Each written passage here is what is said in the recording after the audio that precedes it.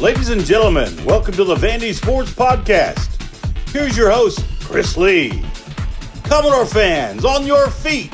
It's time to anchor down. Welcome to the VandySports podcast presented by Dr. Jody Jones, DDS.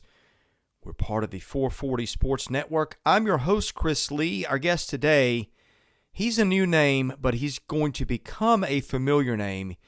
He's Joey Dwyer. He is our newest hoops writer / podcaster. So Joey and I will have a conversation shortly about Vanderbilt's basketball season that's coming up, its personnel, and what Joey saw when he got a chance to watch the team in Europe. Before we get to our interview with Joey, first of all, an apology. My intention was to have more podcasts up the last couple of weeks than we did. I generally like to have about 3 a week, maybe sometimes 4 or even 5 if the occasion warrants. However, it also depends on guests. I really am thrilled to have Will Perdue and Corey Chavis joining me during the football season. That said, Will and Corey are really busy. They both have other media jobs, and so it is sometimes hit and miss. Will and Corey have both been slammed with other stuff the last couple of weeks. And often because of their schedules, I don't know their availability until late in the week. So most of the time it's going to work out, but sometimes it has not. So with that, I want to have both those guys on frequently going forward, but sometimes they won't be able to make it, and because of that, I have scheduled Luke Wyatt on Mondays. That's the other thing, is we were not getting podcasts out earlier in the week, just to everybody's schedule difficulties. Luke, however, has committed to doing something with me every Monday morning, so we should have regular Monday content going forward for the rest of football season. We will also do the same thing with Joey Dwyer, who, again, you will hear from momentarily. Joey appears on the guest line that is presented by Michael Kendrick of the Kendrick Group. Michael is a local carpenter and a lifelong Vandy fan. He builds bookshelves, cabinets, picture frames, furniture, and made-to-order items, including a display case for my prized Dale Murphy jersey that is hanging in my office where I'm doing this. I've seen Michael's work. He's a true craftsman. If you are in the market for custom woodwork, give Michael a call. That number 615-830-9458. Our question and answer session with Joey is presented by Sutherland and Belk, a family-owned injury law firm. If your a loved one has been hurt in an accident, please give Taylor or Russell a call. That number 615-846-6200. See what your rights are and if they can help. Now on to our interview with Joey Dwyer. We've got a first-time guest here today at VandySports, but it won't be the last time. We've got a new basketball reporter. His name is Joey Dwyer. Joey, thank you for joining us today. We're going to talk a lot of Commodore hoops, but first, I want you to tell the audience who you are and how you arrived at VandySports. Yeah, thank you for having me. Really looking forward to getting going. Was very excited to get on for the first time. I'm a freshman at Lipscomb, sports media major. For the last few years, I've covered Notre Dame men's basketball for my own site and podcast called Breaking Down Braves Boys. But obviously, there's only so much an 18-year-old can do on his own. So I thought this would be a great opportunity for me. I talked a lot with Sam Phelan on my tours to Lipscomb. He was one of the guys who showed me kind of what the program could be and kind of what the opportunities could be. And it's proven true for me early with this opportunity I've gotten from you. And just been great to interact with both of you, and can't wait to get started. Yeah, the story on how you landed with us was crazy. I got an email with Sam Phelan, who did what you're going to do for us last year. Sam is now covering the Tennessee Titans for A to Z Sports. People that were on this podcast listening know how talented Sam is. And Sam actually gave you your campus tour at Lipscomb and told you about the opportunity. You were basically this word is going to sound bad. You were stalking the job before I even knew who you were, and watching Vandy basketball in anticipation of this role that you wanted, which I thought was a cool story. So it's sort of funny how life comes full circle. Yeah, for sure. I was open to a lot of opportunities, but this was always the thing I had in the back of my mind, and just awesome that it was able to come together. Really appreciate you, and obviously Sam for helping to put that together. So what's it called? Dream come true. Yeah. Cover sports in this way. Well, let's talk about Vandy Hoops. You have watched a good bit of it. You've watched a lot of high school film of the players coming in. Better than that, though, you were watching film. You were actually watching the broadcast live, as I understand it, of the games in Europe, the exhibition games that Vanderbilt played. What were the things that stood out to you? Going into the overseas tour, you don't want to take everything from it because obviously the competition maybe isn't as high as Vanderbilt will see in the SEC season, but there certainly are things to take. You want to see kind of the roles and kind of what Vanderbilt's doing defensively, kind of what their offense looks like, and I thought I was able to take some good things from that. The big thing that stood out was Ezra Manjon. It's clear within the first 5 minutes of the first game that I watched that he would be a huge part of this team. The first play he was involved in was kind of a microcosm of his offensive game. He was trapped in the corner, wiggled onto the baseline, turned the corner, and finished at the rim. Just had special quickness, showed off a nice mid-range game and some nice poise for a guard who plays so fast. It seemed like he was under control essentially the entire time. That was really the big takeaway, is how big of a part of this team he will be. Stack has emphasized ball movement all offseason, and that's how this team's going to score. They're going to be very reliant on the three ball. They're going to be reliant on getting good looks for their shooters on the perimeter because maybe those guys can't create as much as a guy like Scottie Pippen could. But Ezra has special quickness that allows him to penetrate the defense and kick it out, drop it down to a big at the rim. And he may not be their most talented player. That probably goes to Jordan Wright or Liam Robbins, but there's a chance he's their most effective player this year, and that was clear in the overseas tour. Also, I noticed they were really aggressive defensively, and it seems that's going to be Stack's kind of mentality. Is they want to trap, they want to hedge out on screens, they want to put pressure on opposing guards. And Ezra Manjon can also do a really nice job of that from what I've seen on the overseas tour. I think this team just wants to try to use their length to force turnovers and just make teams uncomfortable. And you saw it a lot while they were in Europe. Offensively, it wasn't quite as encouraging.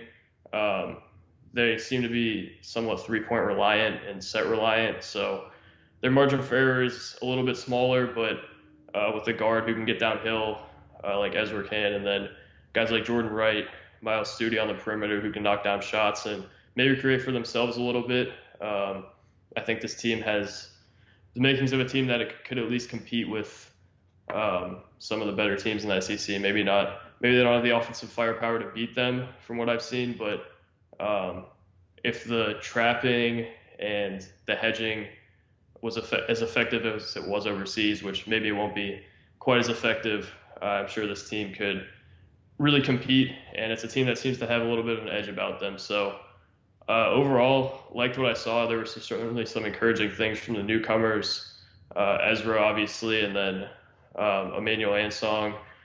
Stack seemed to love what he saw from him in Europe. He was their second leading scorer in Europe, according to Stack, and just found ways to score without really being a focal point of the offense, which is a really special ability to have. Maybe he's not going to be a double-digit scorer for them, but he's such a great dirty work guy, and you saw that throughout the overseas tour. It's just a guy who's always going to be in the right spot. He's got length. He plays hard. He's competitive.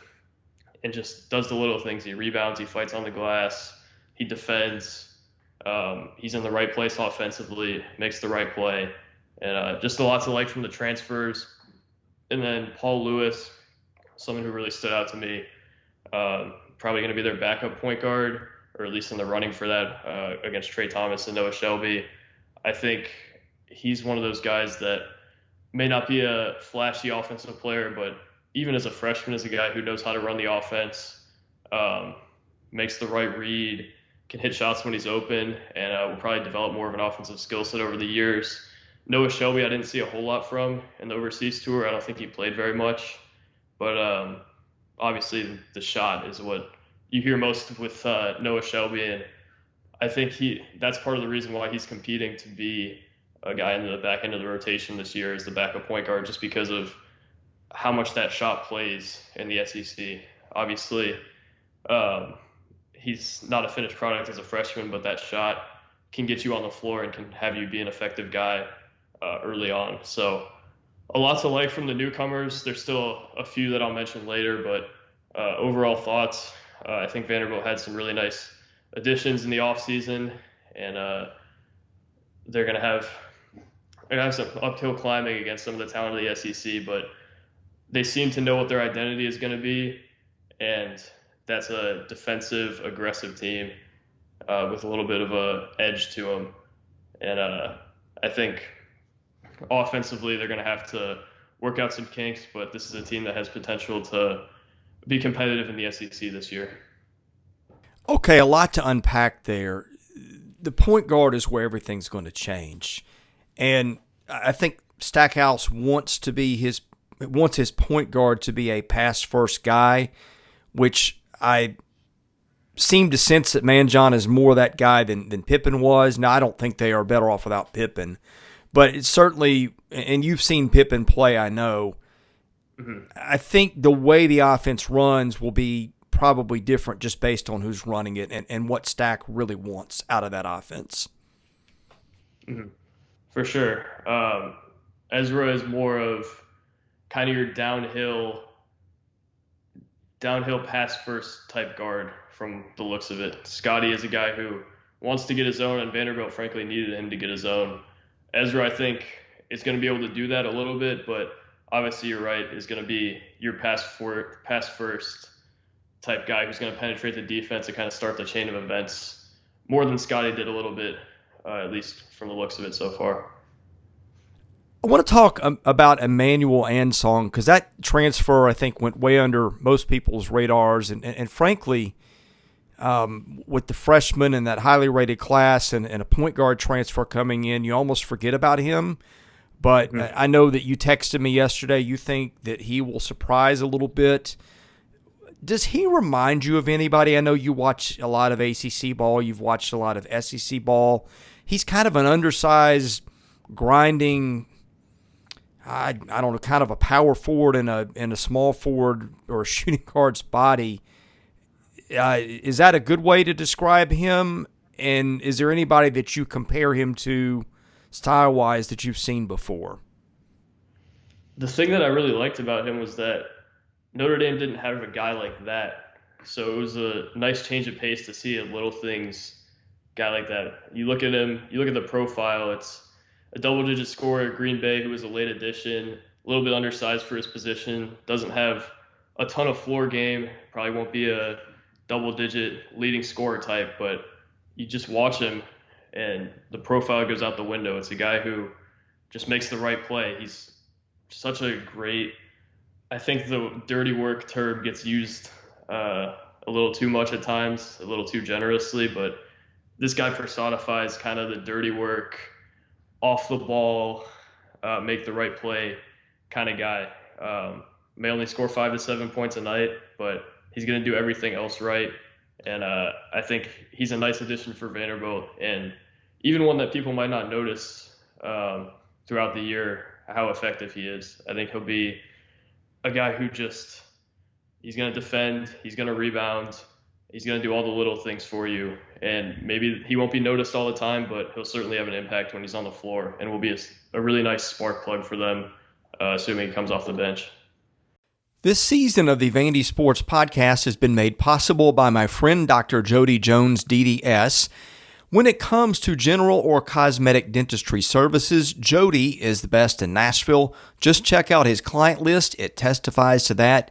He sees movie stars, music stars, athletes, coaches, you name it. Jody is the dentist of choice for stars in Nashville, but he sees regular folks like you and I as well. What people love about Jody's office is the ambiance. It's relaxing, it's friendly. Someone described it to me as a tooth spa. Whether your needs are general or cosmetic, go see Jody today. Call him 615-270-2322. See him at 55 Music Square East, not far from downtown or the Vanderbilt campus. Jody is a former Vanderbilt football player and a huge Commodore booster, so go and talk Vandy Sports with him while you're there. Go see Jody Jones today. Thank him for his support of this podcast, because without it, this season would not be possible. Okay, two newcomers we have not spoken about so far. Colin Smith, who I think is going to have a pretty big role on this team as a very versatile player, and Malik Dia, who Stackhouse told us in a media availability a couple of weeks ago is the most talented kid on the team. What did you take away in watching those kids, both in Europe and maybe just some on your own as you watch high school highlights? Yeah, so I'll start with Colin Smith. He'll probably be the freshman with the biggest role. Started overseas, and I think a lot of that had to do with Miles Studi not really being there. But Smith obviously is going to be a big contributor for them. Has a very translatable skill set to the college level, played high-level college or high school basketball, was able to buy into a role there, and I think his role will be pretty similar as kind of a versatile defensive piece who can step out and shoot it, has a nice IQ for the game that Stack has raved about throughout the offseason. It's just so long, he's athletic. If he can shoot at a decent percentage, he's going to be a really nice piece for them on the perimeter. Malik Dia, you mentioned the stat comment, which obviously took some people by surprise, but it might not be that far off. He can really shoot it, has a little bit of floor game at 6'8". Still think he's a little bit of a project, which Stack alluded to, but is a guy that can be a really nice option at the stretch four over the years. Maybe not this year, just because of the setback he had with his injury in the summer, but just has a great profile and a great ceiling. And I think Dia is a guy who may not play early and often, but is going to be that guy in the back of your mind where you're thinking maybe this guy could be a really nice piece for them in a few years, who could fill a nice role that Stack wants as his stretch four. And you don't often see stretch fours with a floor game like Malik Dia has. I don't know how much that'll translate into maybe a little bit more set-heavy offense, but it's there, and you'll see it once in a while. You see it flash, and both those players are really exciting. Both, I think, have high ceilings. Maybe Smith doesn't have the floor game of a Malik Dia, but just has the profile of a guy who can be really effective as an off-the-ball guy even early on. Okay, we haven't talked about Lee Dort. Those games happened when I was off covering football practice in August, and I haven't gotten a chance to go back and look at them. I think Dort either didn't play or played sparingly over there. I can't remember. I know you've seen the games, so what was the deal there? So Dort, I was only able to go back and watch about a game and a half just because the other ones weren't really available after they went live. But what you see from Dort is he has a ton of strength and size. Stack has talked a lot about how he's helped the starting bigs because of his physicality. And I think that'll probably be similar to what his role is. His role in Europe is probably going to be pretty similar to what it is during the season. Maybe he's not a guy who gets a ton of minutes, but he's going to come in and just provide some physicality down low, be a lob threat, and just be a worker down low. Has a solid stroke from the line, so maybe that translates into a little bit of a mid-range game down the line. But yeah, Dort, I think is probably playable, but they do have two bigs in front of them who are veterans and who are going to eat a lot of minutes. Maybe Dort could be in that two big lineup with Liam Robbins, maybe shifting down on the perimeter, and then Dort could man the five down low, even though he's a little bit shorter than Robbins. But it's kind of hard to see how he gets on the floor a ton just because of the two veteran bigs. But I do think he's good enough to where if he plays, he can be effective, at least on the glass, and maybe not creating for himself in the post, but getting some buckets down low and just switching up the pace from those two bigs who maybe aren't quite as physically gifted as Dort is. Yeah, the post situation is intriguing to me. You mentioned Dort. Of course, Liam Robbins is going to be the guy there, provided he's healthy. I want to get your sense on how good he looked, how healthy he looked over there. And then the thing that I asked Stackhouse about, and he didn't seem inclined to do this, that's playing Malora Brown and Robbins at the same time. I have a feeling you could see that some, but probably not a lot. Did you get to see those guys used in combo at all? And just that and your general impressions on what you saw from Robbins in the Summers games? I don't recall seeing them play together. I don't believe at all. I think they really like the idea of more of that small ball lineup. And I think Robbins can be more effective as the four if they do end up doing that, just because of his ability to shoot it. But I think Robbins was not 100% back then. I think now he's a little bit more healthy. But Malora Brown did start in the overseas tour, which I was a little surprised about. But Robbins was pretty quiet throughout the summer session, at least overseas, from what I remember. And I do think there is something there. It was pretty clear when he got a post touch that there was something there, and he's their most gifted big down there. But I think we're going to need to see a little bit more from him during the regular season than we saw there for him to be, or to consider a successful season for Liam Robbins. And I wouldn't quite give up on him, but I'm not sure how much money I'd be willing to bet on Liam Robbins just because of the injury, but the talent's certainly there. He's proven it at the college level, and if he can get back to form, he can be one of Vanderbilt's leading scorers and one of their guys who you can turn to and say, go get me a bucket on a post touch. And that's probably one of my biggest questions about Vanderbilt is who is that guy? Liam Robbins has a nice case for that if he can stay healthy and he can get on the floor and be the starting five for them. The guy who I think is the X factor, he's been on campus, this is now 3 years, but he's been hurt a lot. He's been stuck behind other guys, but I know Stackhouse loves him, and I think he'll have a big role, is Tyron Lawrence. I'm not sure what he is exactly. What are your impressions in what you've seen from him? Yeah, that's kind of my thoughts on him as well. I'm not exactly sure what he is. You look at the offseason he had, and that's certainly encouraging. I think he had a nice week in Europe and obviously put on 19 pounds of muscle. That tweet and that quote kind of went viral on Vandy Twitter, but it's a guy who is an incredible athlete. I believe he's coming off an injury a few years ago. I'm sure you are more in tune with that, but yeah, he was. I think as a guy, that's a guy who can maybe take a leap now that he has more opportunity, like you said, and has some floor game, is quick, is a really good athlete. Can he be efficient enough from beyond the arc? Can he be efficient enough while he's getting his own? And can he create for himself enough to be that guy that we're hoping he can be this year? I'm not 100% sure. I think it's certainly in there. How much opportunity is he going to get to create for himself, and how much freedom is he going to have within the offense? Not 100% sure. And it's kind of like you for me. I think that's maybe my biggest mystery with this team. You kind of know what you're going to get from Jordan Wright. Ezra, I think you know what you're going to get from Liam Robbins if he's healthy, has proven that he can be a high-level college basketball player. Tyron Lawrence is a guy with a really high ceiling. Can he hit that this year? And that's a big question for Vanderbilt. Yeah, you said it pretty well. We kind of know what we're getting from Jordan Wright, although I will present a scenario in which maybe we don't, that I'll get into.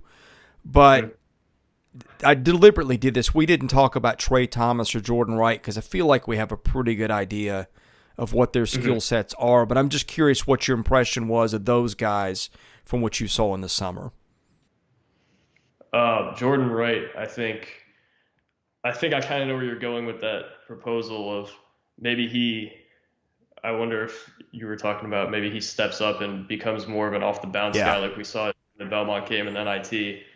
can he be that go-to guy offensively for them, their leading scorer type, which he hasn't been in his career because of Scottie Pippen Jr., but seems to have that ability and just that in him. So that's what I'm curious to see as well. He showed a little bit of that overseas, and I think he's capable of that. There's other options, though, to do that if Jordan Wright can't. But his development is going to be important as kind of their number one option offensively. And Trey Thomas, I wasn't super encouraged by overseas. Didn't shoot it incredibly well. I almost liked what I saw from Lewis more than Thomas.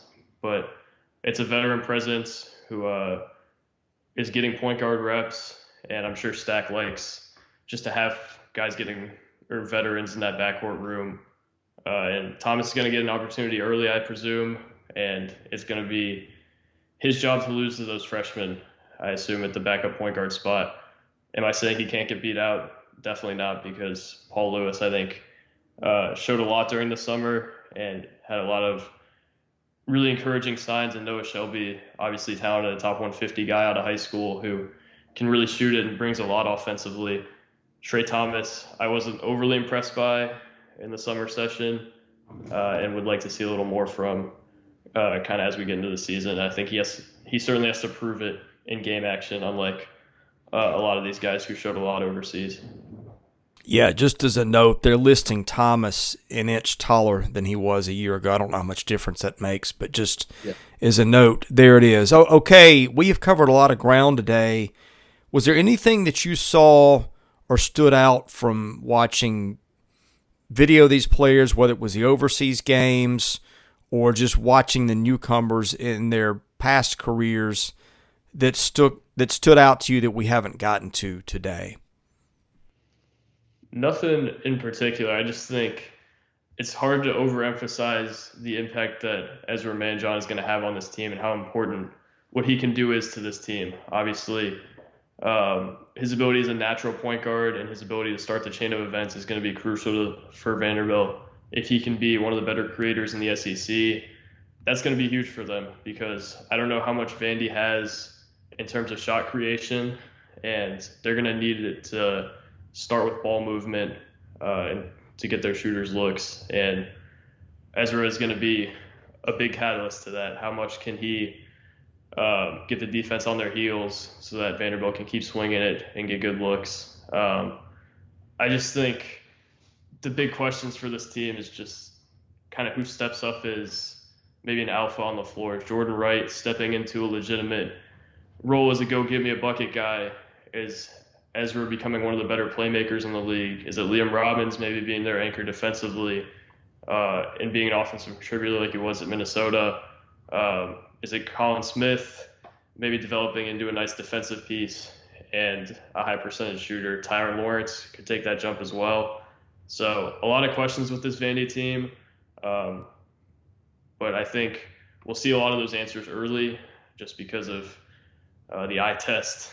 And it's going to be really important for this team to have a few guys step into bigger roles than they have in the past in the post-Scottie Pippen Jr. era.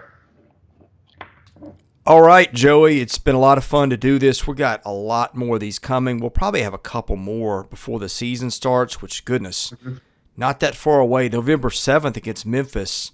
And I know that's a game you and I are really looking forward to watching for a bunch of reasons. That will be a great first game to cover for me. I was thinking I was going to get a Southern Miss type game to start out, but Memphis is certainly something, especially with the history that these two teams have and all the personalities surrounding the game. Yeah, we got a Stack Penny matchup too. That's pretty good out of the gate, my man. Oh yeah, definitely a lot different than a bye game to start out the season, and really excited for it. I think college basketball is much better when early season matchups like this happen, rather than all the teams kind of just limping out of the gate. No doubt. Well, we'll get into that one a little bit later. Tell folks where they can follow you on Twitter and anything else like that before we end the show today. So you can follow me on Twitter. I just changed my handle. I think it's Joey _DWY now. So follow me on there. I believe Chris also tweeted it from the VandySports account. So if you scroll down a little bit, it'll be there. So I appreciate you guys listening if you're still here, and really looking forward to putting out some good coverage for you guys as I get acclimated to covering Vandy and covering a new team. Really excited to get more in the swing of things and just get more familiar with the program. So hopefully I'm a know-it-all by the end of the year like Chris is. Thank you for listening to today's episode. We thank our presenting sponsor, Jody Jones DDS. We thank our other sponsors, Sutherland and Belk and MyPerfectFranchise.net. And, of course, our friends Michael Kendrick and the Kendrick Group. If you're interested in sponsoring this podcast, and that's how we make this work, please email me at chrisley70@gmail.com. We also ask that you subscribe to our website, VandySports.com. That is $99 a year. You get things there that you don't get here. And, of course, please rate, review, and subscribe where you see our podcast. That helps us get noticed. Be sure to follow us on Twitter at VandySports.com. Follow me at chrisley70. And finally, subscribe to our Vandy Sports YouTube channel as well. Thank you for listening to the Vandy Sports Podcast, which is part of the 440 Network. I'm your host, Chris Lee. We'll catch you with another episode coming very soon.